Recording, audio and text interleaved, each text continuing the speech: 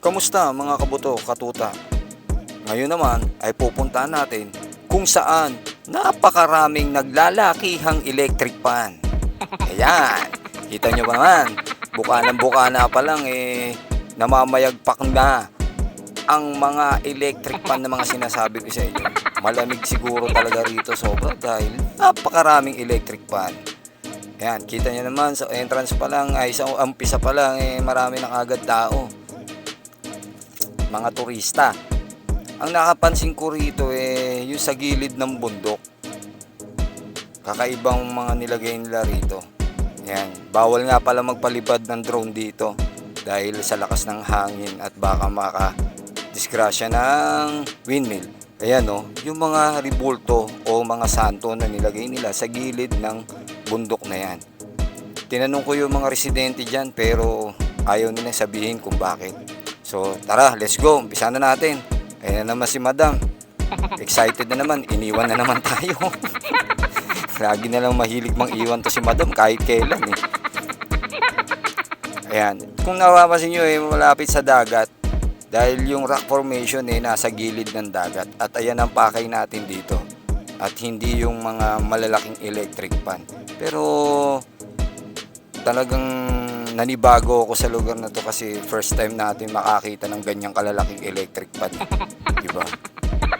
Ikaw ba nang makakita ng ganyang electric fan? Di ka may excite. So eto, napakaswerte naman at nilagyan nila ng lilim. Pinagyakap nila yung magkabilang mga sanga, kabila ang side. So hindi mo masyadong mararamdaman ang init dito. Anyways, highways, medyo may kalayuan to, mga 5 to 10 minutes ang lakad nito papunta dun sa Dalampasigan. Pero kung mabilis ka maglakad, by 5 minutes or 3 minutes nandiyan ka na kaagad. So kami naman hindi naman kami masyado nagmamadali dahil maaga pa ng mga oras na to. At ayan bitin nga lang yung pinagyakap na sanga, ayan, babalikan na naman sa initan. So, finally, ayan na, sana all may holding hands. Ayan, pagka malapit na yan dyan, bilihan rin yan ng mga souvenir, yung mga yan. Kasi, at eto na nga, may horseback riding nga pala rito. Aarkilay mo yung kabayo sa halagang 300. Iikuti mo yung buong kapaligiran ng Dalampasigan na yan. Ayan pala yung mga view.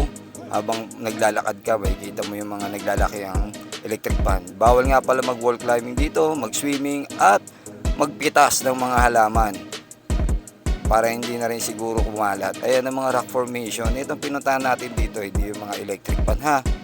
Ayan na si Madam. Nagmamadali na naman, tinatawag na naman tayo Talaga to si Madam kahit kailan So, ayan. Huminto muna kami sandali para makita yung view. Yung palang puting yun talaga yung pupunta natin, yung rock formation na yun. So, ayan, nakita nyo naman, nasa gilid tayo. Kaya pala hindi ko nakita si Lakas Pogi. Nandito na pala sa Ilocos Norte. Kaya pala wala sa Pasay si Lakas Pogi. O, kita nyo naman, nandyan. Dito na pala nagtatrabaho yun. Anyways, ito na po tayo. Ayan po yung isang malaking electric fan. Kita nyo naman. Ayan. Lakas ng hangin kasi kita nyo naman ikot ng ikot to, di ba? Hindi napapagod. Kami pagod na So syempre idol natin sa Lakas Pogi, magpapabideo tayo diyan. Hindi lang sa lupa ang may buaya, sa dagat din. Ayan. So eto lang naman na makikita nating views diyan. Tsaka ako syempre, yun Tapos ayan, tinuturo ko diyan yung kuweba na man-made data yan hindi ko sure pero feeling ko man-made lang yan, ginawa lang nila para lang may silungan. Ayan, parang yan ang pupunta natin. So ayan ang view ng mga maraming electric fan. Kita nyo naman, di ba? Layo pa lang, kitang-kita nyo na. Si ate, ang ngiti grabe. Ayan yung rock formation pala. Limitado pala pumunta doon, hindi pala pwedeng lumapit mismo. So hanggang dito lang po pala tayo. Ayan. Dito lang tayo magbibideo at titingnan yung mga view. Kala namin makakapasok kami doon makakarating pala. So eto, ayan na lang yung mga view na makikita natin. Titingnan na lang natin ulit yung mga naglalaki ang electric fan mula rito sa ating kinatatayuan.